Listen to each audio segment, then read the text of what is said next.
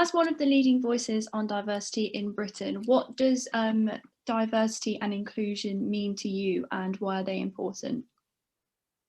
Diversity and inclusivity is so important when it comes to absolutely anything, whether we're talking about education, journalism, news, whatever. But it doesn't need to be a buzzword. It cannot be a buzzword.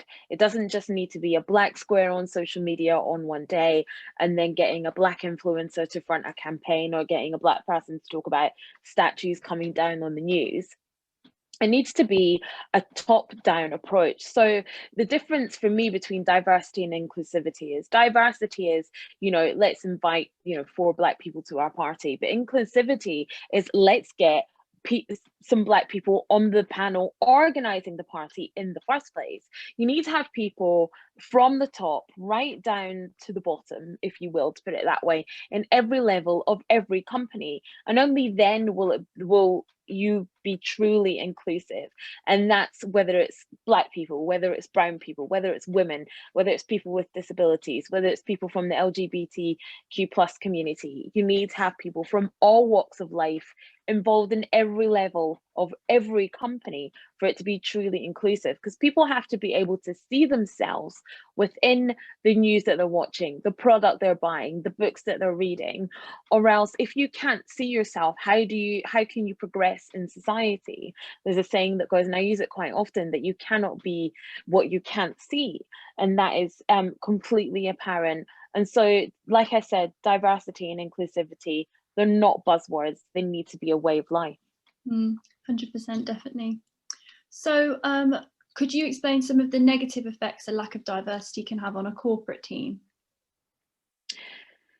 The lack of inclusivity and diversity can be huge for a corporate team because, like I said, you won't be able to see, or you won't be able to understand the people that you're trying to reach 100%. So there's no company that can say they're only trying to reach, for instance, white men. So why would you only have white men on your board of directors or within your corporate company? You're never going to be able to completely reach your customer base or reach all the people that you want to do business with. And so inclusivity can help your business grow. It can help you reach more people. And also, people need to be able to mix with other people that are outside of their experience. Myself, as a Black woman, I need to be able to mix with more than Black women to really understand my industry. If in journalism, I'm not just speaking to Black people, I'm not just speaking to Black women.